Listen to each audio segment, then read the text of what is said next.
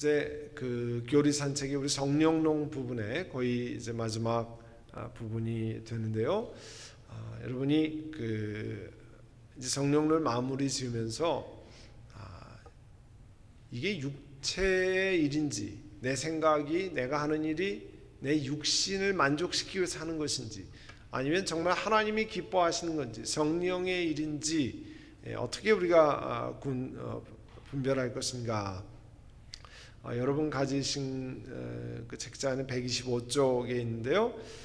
매일 우리들의 생각과 행동이 육신의 일인지 성령의 일인지 좀 질문해야 됩니다. 늘 내가 드는 생각만 그냥 내가 하고 싶은 대로 하는 것이 아니라 이것이 정말 하나님이 기뻐하신 일인지 육신의 일인지 한번 돌아보라는 거예요. 왜냐하면 우리 육신의 욕심을 따라 행하는 일은 파괴적이 되고 또 교회나 사람들에게 덕을 세우지 못하는 경우가 많고, 성령이 주시는 것은 남을 위하고 또 다른 사람들을 세우고 덕을 끼쳐 하나님의 영광을 구한다는 거죠. 그래서 첫째로 살펴보아야 될 것이 내 생각이 성령께서 주신 생각인가 하는 것을 돌아보아야 한다는 겁니다.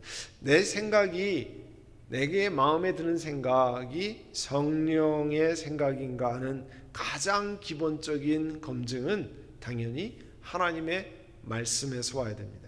이게 하나님의 말씀에 비추어서 합당한 생각이냐 하는 겁니다. 많은 경우에, 어떤 경우에 이제 내가 하나님의 계시를 받았다 얘기하고 하나님이 나에게 꿈속에서 막 가르쳐 주었다고 얘기를 하는데, 그 생각이나 그 일을 성경에 비추어 보면 그 성경의 말씀과 전혀 배치되는 일이라든지 이런 거는 절대 성령 하나님께서 우리에게 가르쳐 주시는 것이라고 할 수 없습니다. 왜냐하면 우리의 생각은 성경 말씀이 아니잖아요. 그러니까 검증을 받아야 돼요. 여러분 마켓에서 일하시거나 은행에서 일하실 때 100불짜리 지폐가 10불짜리 지폐 이런 5불짜리 1불짜리는 검사 거의 안 하죠. 그죠? 1불짜리 들어올 때마다 한 장씩 다 이게 진짜인지 가짜인지 일하시면서 혹시 검사하시는 분 있으세요? 근데 주로 보면 100불짜리 하면 이게 그 비춰보는 거 있잖아요. 불에다 비춰보면 중간에 나타나는 거 다 이렇게 검사를 해요. 진짜인지 아닌지 검증을 한다는 거죠. 혹은 모르겠어요. 은행에 기계 이렇게 돈을 집어넣으면 이렇게 쫙 지나가면서 아닌 것을 이렇게 구별해내고 이렇게 하는데 검증을 한다는 거죠. 이게 진짜인지 가짜인지, 내게 드는 생각, 내가 하고 싶은 일, 그것이 정말 하나님이 기뻐하시는가 아닌지를 검증하는 가장 중요하고 가장 기본적인 방법은 하나님 말씀에 비추어 보는 거예요. 하나님 말씀에 정말 그런지 아닌지를 살펴보는 겁니다. 그래서 내 생각이 온갖 정말 하나님이 무슨 계시로 기가 막힌 것을 가르쳐 준 것 같지만, 그러나 성경 말씀에 배치되는 맞지 않는 내용은 이건 아니구나, 내가 욕심으로 했다든지 그런 것을 해야죠. 그러려면 당연히 말씀을 가까이 해야 합니다. 말씀을 가까이 하고 그 말씀과 더불어 생각하고 그 말씀을 기준으로 해서 보아야 내 생각이 말씀에 비출 수 있는 근거가 생기잖아요. 그렇지 않고서 무슨 재주로 그렇게 하겠습니까? 그 다음에 우리의 생각이 성령의 인도하심으로 인한 것인 게 중요한 것은 오늘 우리 함께 읽은 야고보서 3장 13절서부터입니다. 여러분 성경을 펴시고 같이 좀 보시면 좋겠습니다. 야고보 3장 13절에 보시면 이렇게 했어요. 여러분 가운데서 지혜 있고 이해력이 있는 사람이 누굽니까? 자, 우리가 개인적으로 다 내가 지혜 있는 사람이 되기를 다 원하죠. 나는 어리석은 사람 되기를 원한다, 이런 사람 아무도 없습니다. 당연히 지혜로운 사람, wise man, wise woman이 되기를 원합니다. 지혜 있고 그 다음에 어떤 일을 사려 깊게 이해를 잘 할 수 있는 사람이 되기를 누구나 원합니다. 그런데 오늘 하나님 말씀 우리에게 이렇게 질문하고 있습니다. 여러분이 정말 지혜 있습니까? 정말 올바른 이해력을 가지고 있습니까? 그러면 여러분의 행동을 통해서 보여주십시오 그러는 거예요.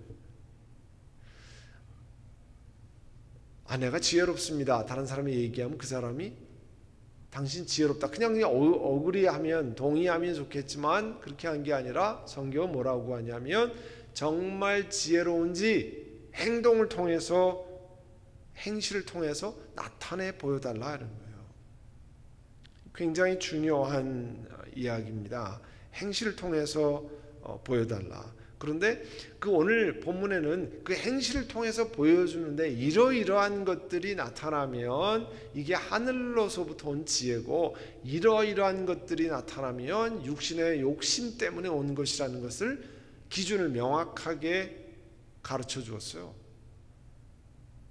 우리가 만약에 지폐에다가 새로 만든 지폐 100불짜리나 뭐 이런데 그 중간에 이렇게 넣어서 그냥은 안 보이지만 불빛에 비치면 선명하게 이게 진짜인지 가짜인지 바로 구분할 수 있도록 그렇게 한 것처럼 하나님께서 내 생각, 내 행동이 정말 하나님으로부터 지혜로운 것인가 아니면 내 욕심으로부터 온 것인가를 판단할 수 있는 기준을 정확히 제시합니다. 자, 그렇게 보시면 13절에 보시면 그 일은 지혜의 손은 온유함으로 행하는 것이어야 합니다. 제일 첫 번째 기준이요, 하늘로부터 오는 지혜는 어떻게 해야 된다고요? 다 같이 말씀해서 하늘로부터 오는 지혜는 어때야 한다고요? 온유해야 한다는 거예요. 온유함에서 나와야 된다는 거예요. 온유함. 여러분, 온유하다고 이야기하는 것은 그 전에 설명드렸습니다만 사람이 뭐 줏대 없이 이렇고 저렇고 그냥 아무데나 휩쓸려 다니는 것 같이 나약한 모습을 온유하다고 하는 게 아닙니다. 성경의 온유함은 그렇게 나약한 모습을 이야기하는 게 아니에요. 여러분 그 경주 말 있잖아요. 말. 지난번에 한번 잠깐 설명드렸습니다만 경주마가 얼마나 힘이 셉니까? 그 말이. 그리고 우리가 말발굽에 채이면 나만하질 않잖아요. 그런데 아무데나 말 뒷발질하는 말은 그는 온유하다고 얘기하지 않습니다. 그리고 시도 때도 없이 자기 마음대로 달리는 말을 온유하다고 얘기하지 않습니다. 그런데 경주 말은 그 올라가는 기수, 짜키라고 그러죠. 짜키가 가자는 대로 정확히 갑니다. 내가 절로 가고 싶은데 짜키가 땡겨서 왼쪽으로 가면 두말 없이 왼쪽으로 갑니다. 나는 뒤로 돌아보고 가고 싶은데 그 기수가 앞으로 전진하라고 엉덩이를 때리면 글로 갑니다. 그런 걸 가르쳐서 온유하다고 하는 거예요. 자기 욕심대로 하는 것이 아니라 자기 성질대로 하는 것이 아니라 하나님의 인도하심에 길들여진 상태를 온유하다는 거예요. 우리가 얘기할 때 제가 한성질합니다. 이게 뭐 자랑이 아닙니다. 예? 한성질을 해서 뭐 어떻게 하자는 거예요? 예? 한성질 할 수 있는데 하나님이 주시는 것으로 길들여져서 정말 하나님이 기뻐하시는 일만 합니다. 그렇게 내가 바뀌었습니다. 그렇게 고백해야죠. 남한테 무슨 위협받은 내가 한성질합니다. 그러니까 날 잘못 건드리면 내가 한 판 다 뒤집어 놓을 수 있습니다. 이거는요 전혀 하나님이 말씀하시는 온유와 상관없는 얘기입니다. 다 뒤집어 놓을 수 있는 그런 힘을 가지고 있지만 하나님이 기뻐하시는 것을 따라 나를 주의하고 돌아봅니다. 그런 말이 마치 길들여진 것 같이 그렇게 할 수 있다라고 하는 것을 이야기하는 거예요. 그러니까 하늘로부터 오는 지혜의 첫 번째는 온유하냐 하는 거예요. 여러분이 하는 일이, 여러분이 주장하는 일이 온유하냐 하는 거예요. 내 성질대로 하는 것이냐 아니면 하나님의 인도하심을 따라 내가 원하지만 죽일 수 있느냐 하는 거예요.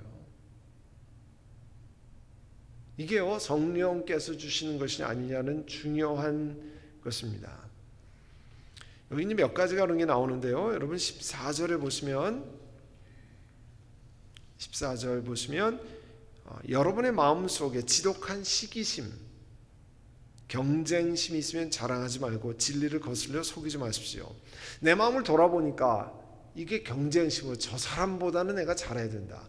혹은 저쪽 그룹보다는 내가 잘해야 된다. 이런 마음으로 하면 그건 하나님 주신 지혜가 아니라는 거예요. 기준이 명확히 제시되고 있습니다. 그러니까 내 욕심이나 시기심으로 하는 게 느껴지면 이게 하나님으로부터 오는 게 아니구나, 스탑하라는 거예요. 그래야만 문제를 만들어내지 않는 겁니다. 그래야만 하나님이 기뻐하시는 일을 하는 겁니다. 그래서 시기심, 경쟁심, 저 사람 옆에서 잘하는 거 나 도저히 못 봐주겠어, 그런 마음이 생기면 이게 하나님으로부터 온 게 아니라고 하는 것을 증명하는 증표예요. 시기심으로 하게 되면, 경쟁심으로 하게 되면 그게 하늘로부터 오는 것이 아닌 것을 나타냅니다. 왜냐하면 시기심, 경쟁심으로 하는 건 16절에 보시면 시기심과 경쟁심이 있는 곳에는 뭐가 있다고 그랬어요? 온갖 혼란과 온갖 악한 행위가 있습니다. 여러분, 시기나 경쟁심으로 하게 되면 잘 나가는 것 같지만 결과적으로는 혼란과 그 다음에 악한 행위가 나타나게 되어 있습니다. 하나님 말씀이 그렇게 말씀하시는 거예요. 그러니까 이런 혼란함이나 악한 얘기가 나오면 그 중심에 이게 하나님으로부터 온 것이 아니구나 하는 것들을 알 수 있어요.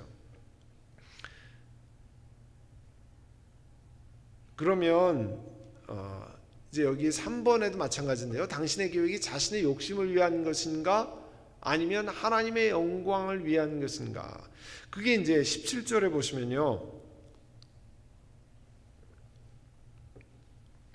위에서부터 오는 지혜는 몇 가지 특징이 있습니다. 위에서부터 오는 지혜는 첫 번째, 순결하다, 퓨어하다 그랬어요. 퓨어하다 그랬어요. 그게 남들이 보기에 순결하게 느껴지는 거예요. 이게 저 사람 욕심이 섞였구나, 이거 자기 자랑하려고 그러네, 뭐 이런 게 느껴지면 벌써 퓨어하지 않은 거잖아요. 퓨어한 게 들어있고요, 순결하고 그 다음에 평화스럽고, 하나님이 주시는 지혜라고 그러면서 모임을 싸움판으로 만들고 사람들을 으르렁거리게 만들고, 그건 벌써 잘못된 것을 알 수 있어요. 그러니까 내가 옳다는 걸 주장하기 위해서 온 모임이 쌈박질로 만들어버리면 뭐가 잘못된 거예요. 그 안에 욕심이 들어가 있든지 경쟁심이 들어가 있든지 시기심이 나타나서 그런 역사가 일어나는 겁니다. 그런 일이 생겨나는 거예요. 그래서 자신을 잘 돌아봐야 됩니다. 정말 하나님이 주시는 지혜는 사람들을 평화롭게 만듭니다. 사람들이 서로 막 흥분하고 어려운데 하나님이 주시는 방법대로 하면 점점점 평화롭게 됩니다. 점점점 가라앉게 됩니다. 근데 어떤 일을 하게 되면요, 평화롭던 사람들이 점점 흥분해서 서로 싸우고 반목하고 안 보고, 이거는 하나님이 주신 지혜가 아니라는 것을 금방 알 수 있어요. 여러분이 분별을 하셔야 돼요. 믿음의 사람들은 신앙이 성장하면서 우리가 말하는 discerning, 잘 분별할 줄 알아야 됩니다. 저 사람이 하는 일이 점점 싸움판을 만들어가는가, 점점 사람들을 갈라놓고 있는가, 아니면 저 사람 억울할 텐데 그걸 참고 넘어가면서 평화롭게 마무리 짓고 있는가. 그러면 그 속에서 하나님의 지혜가 있는 것을 여러분 분별할 수 있어야 됩니다. 내가 보기에는 한판 뒤집어 엎어도 될 것 같은데 저 사람은 그것을 품고 조용히 평화롭게 자기가 손해보고 물러간다 하면, 그것은 뭐냐면 하나님이 주시는 지혜를, 평화를 실천하는 일이에요. 여러분, 그게 하나님으로부터 오는 겁니다.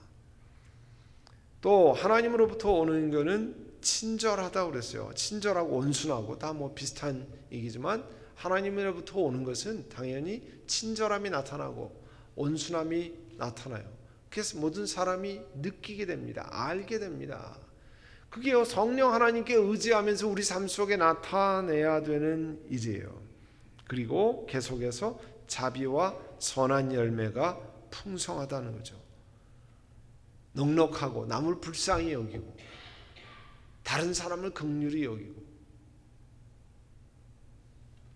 어떤 일을 분별한다고 해서 모든 것을 무슨 칼같이 전혀 그 자비와 이런 것 없이 하는 것 자체가 난 정확한 사람이기 때문에 인정사정 볼 거 없다, 무슨 영화 제목은 아니지만, 인정사정 볼 것 없이 자르는 것이 다 좋은 겁니까? 그렇지 않습니다. 하나님 주시는 넉넉함으로 평화와 자비가 있어야 되는 거죠.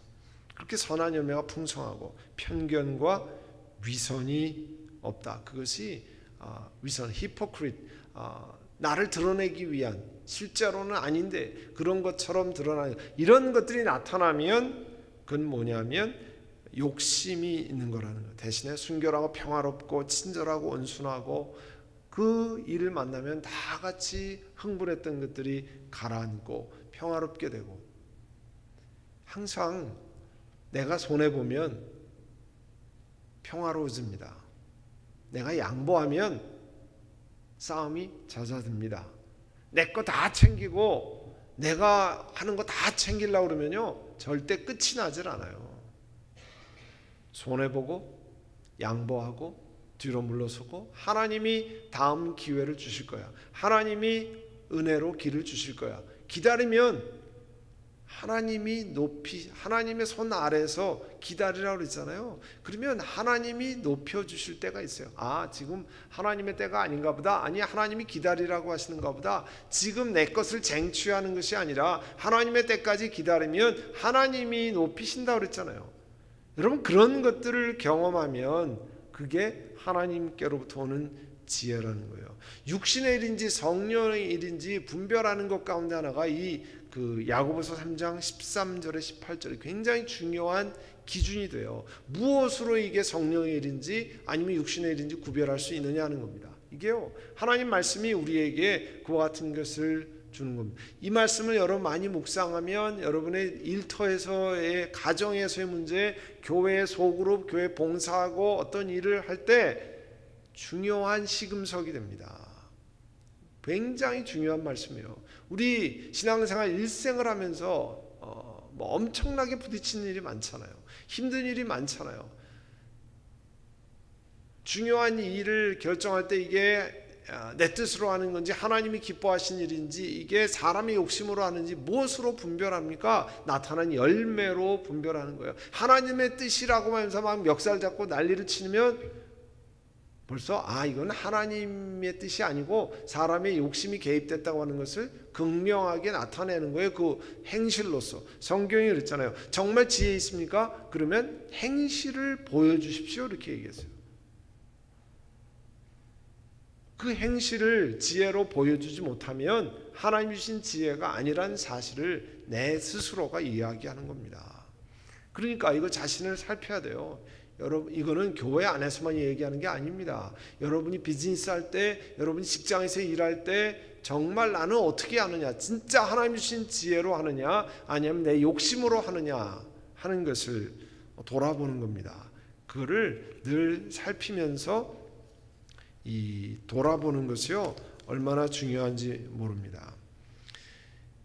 여러분, 그 책자의 그 다음 페이지를 보시면 그 한 페이지, 오른쪽 페이지 전체가 여러분이 진단하는 내용이 나와 있어요. 진단하는. 어떻게 하냐면 우리가 성령 충만하면 성령의 열매가 나타나는데, 자, 다시 한번 기억하시면 성령의 열매는 크게 성령의 충만은 두 가지로 할 수 있다고 그랬어요. 하나는 성령의 9가지 열매로 대표되는 성령의 열매가 내 삶 속에 맺히는 성령의 충만과 공동체의 유익을 위해서 하나님이 성령의 은사로 채워주시는, 일시적인 은사로 채워주시는 성령의 충만이 있고, 그 다음에 지속적인 성령의 충만, 열매가 맺히는 성령의 충만이 있다고 그랬어요. 지금 이제 얘기하는 것은 그런 지속적인 성령의 충만으로 열매가 나타나는데 내게 그런 것이 있느냐를 살펴보자는 거예요. 그게 첫 번째 보시면 나는 전보다 더 사랑하고 있는가? 여러분 자신에게 한번 물어보세요. 이건 자기 자신의 진단에 관한 거잖아요. 누가 말해줄 수 있는 게 아니고요. 여러분 자신이 성령의 9가지 열매 가운데 내 속에 이런 것이 맺히고 있느냐? 나는 전보다 다른 사람을 또 어떤 일을 더 사랑하고 있는가? 우리가 하나님의 은혜를 경험하면, 하나님의 은혜를 경험했다는 얘기가 뭡니까?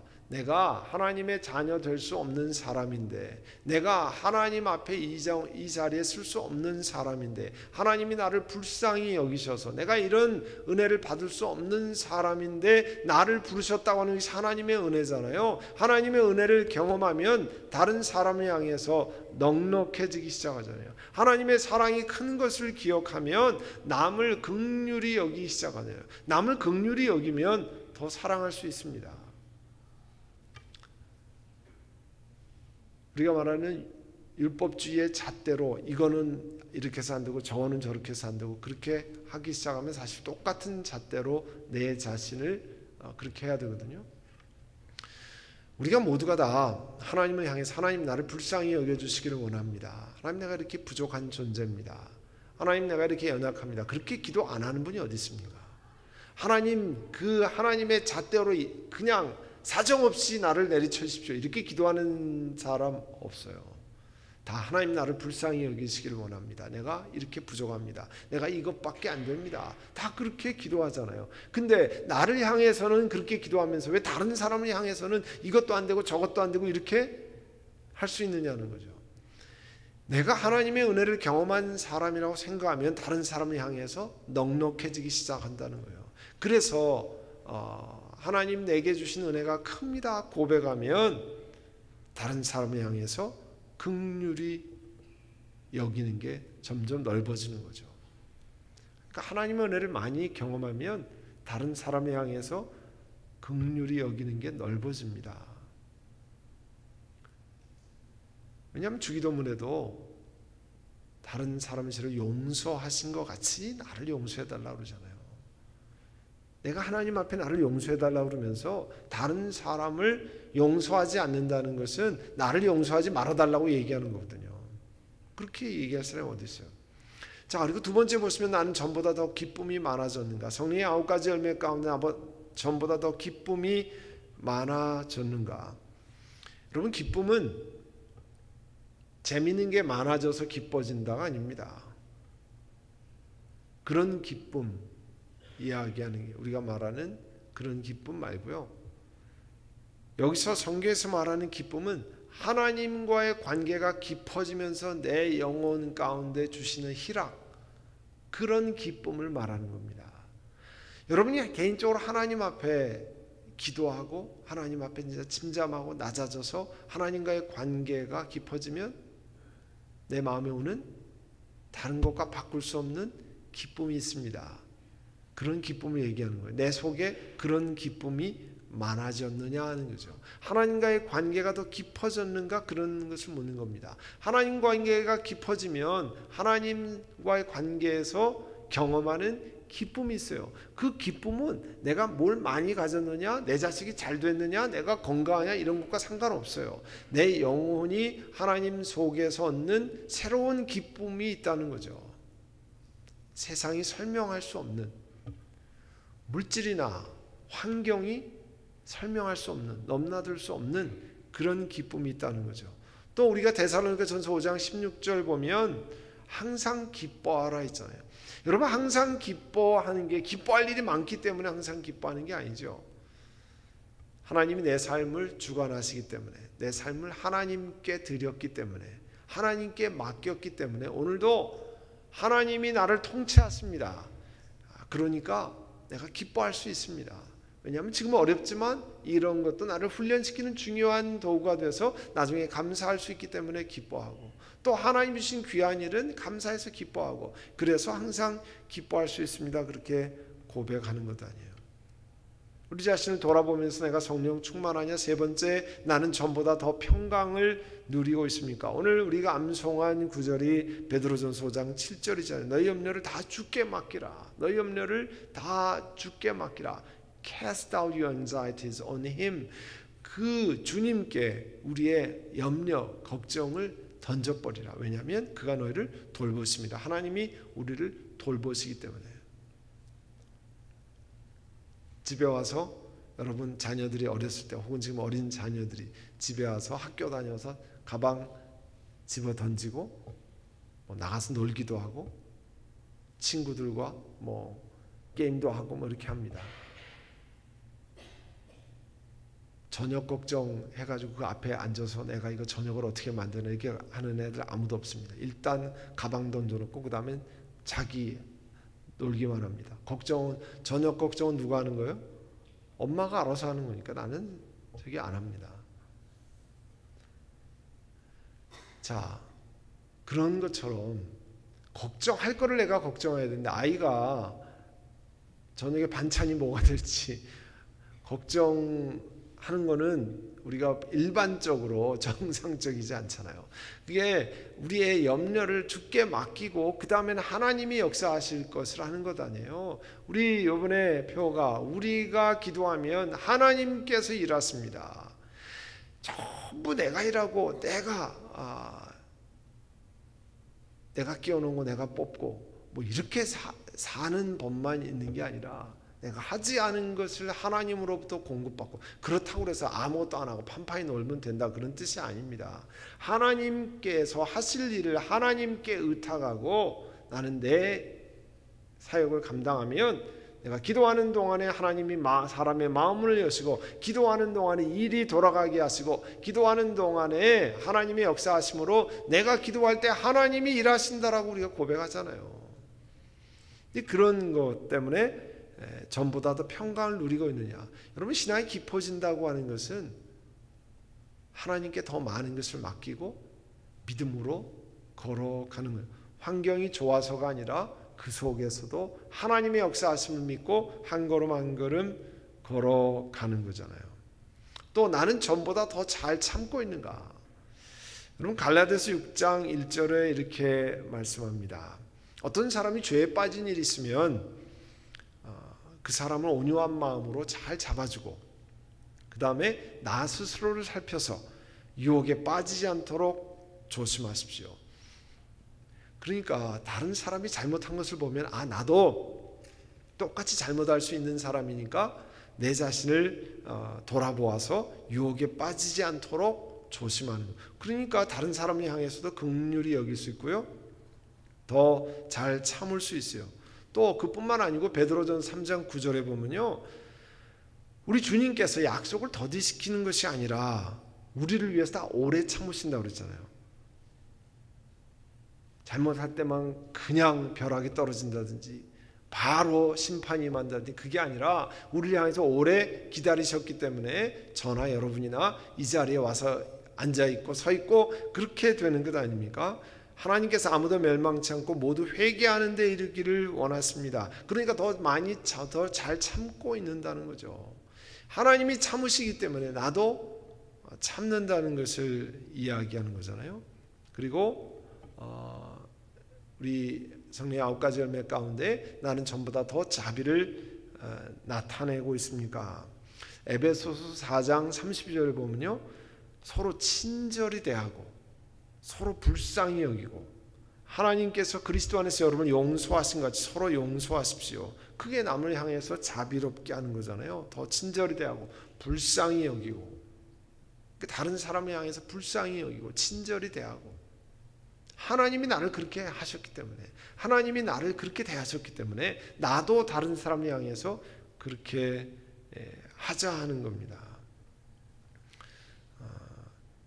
여러분 이렇게 자기 자신을 한 가지 한 가지 살펴보는 거예요.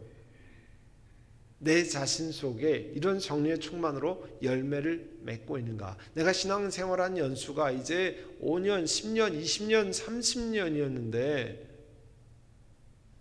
신앙생활의 연수는 오래 했는데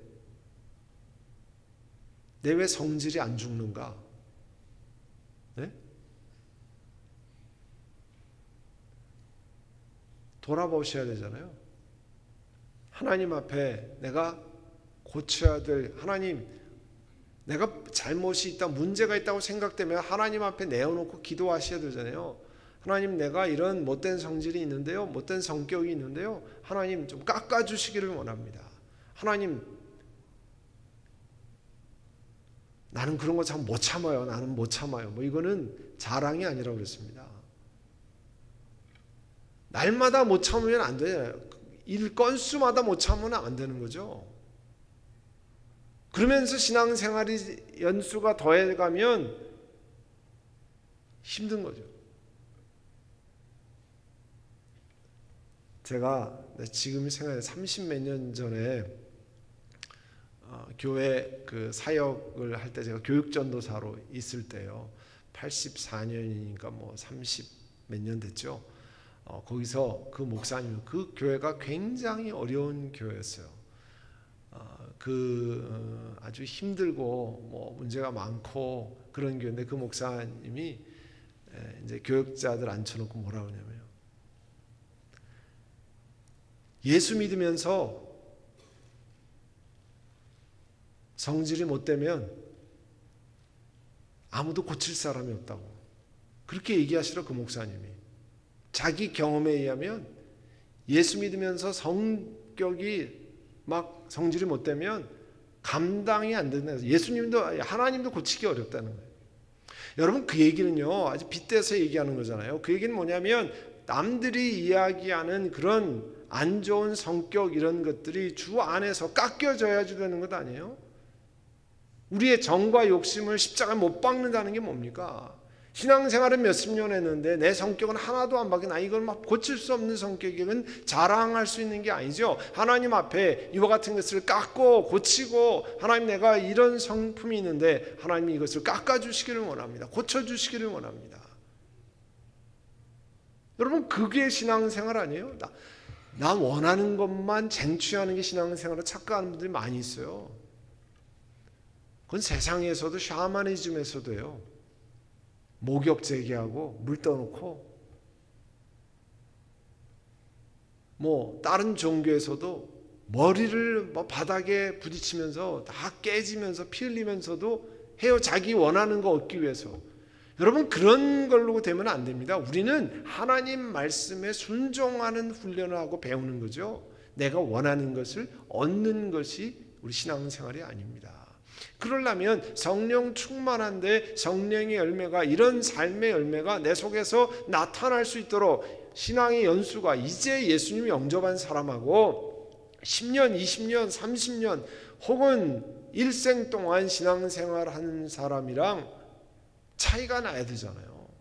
내 신앙생활에 5년 전보다 10년 전보다 차이가 나서 성경에서 말하는 성령의 열매 발전이 있어야 되잖아요. 그거 큰 중요한 문제입니다. 그런 것을 돌아보고 하나님 앞에 솔직히 이야기하고 남들이 고쳐줄 수 있는 게 아니잖아요. 내가 하나님 앞에 하나님 내가 신앙생활을 이렇게 오래됐는데 하나님 이와 같은 것 때문에 내 주변에 있는 사람도 고통스럽고 저도 참 부끄럽습니다. 하나님 고쳐주시기를 원합니다. 새로워 주시기를 원합니다. 그러면 그걸 고치려면 어떻게 해야 되는지 그런 걸 돌아보아야 성령의 열매가 막 성령의 충만을 통해서 성령의 열매가 맺혀지는 게 그런 거잖아요. 여러분이 개인적으로 한 번씩 돌아보고 이렇게 하기를 원합니다. 이거는 우리 교회에 주시는 하나님의 중요한 메시지예요. 왜? 세상에 있는 사람들이 예수 그리스도인들을 보고 선한 행실을 보고 주님 앞에 나오는 것이 아니라 안 좋은 행실을 보고 주님으로부터 멀어지려고 하는 그런 거 우리의 책임이 있는 거잖아요. 그러니까 우리 하나님 앞에 하나님 도와주시기를 원합니다. 성령 하나님 도와주시기를 원합니다. 그는 사실 뼈를 깎는 하나님 앞에 훈련하고 그렇게 해야 돼요. 우리 한번 기도하겠습니다. 여러분 기도하실 때 하나님 이제 내 삶 속에 성령의 열매가 맺혀지고 성령의 은혜가 있을 수 있도록 하나님 도와주시기를 원합니다. 우리 한번 통성으로 같이 기도하겠습니다. 사랑하는 주님, 저희들이 말씀 앞에 침잠하고 말씀 앞에 우리의 삶을 그대로 내어서 우리의 잘못된 것을 내어놓고 회개하고 돌이키고 우리의 잘못된 것들을 깨트려서 하나님 보시기에 바른 길로 걸어가게 도와주시기를 원합니다. 그래서 성령 충만해서 성령께서 맺게 하시는 열매가 가득 맺어지도록 하나님 은혜를 베풀어 주옵소서. 예수님의 이름으로 기도하옵나이다. 아멘.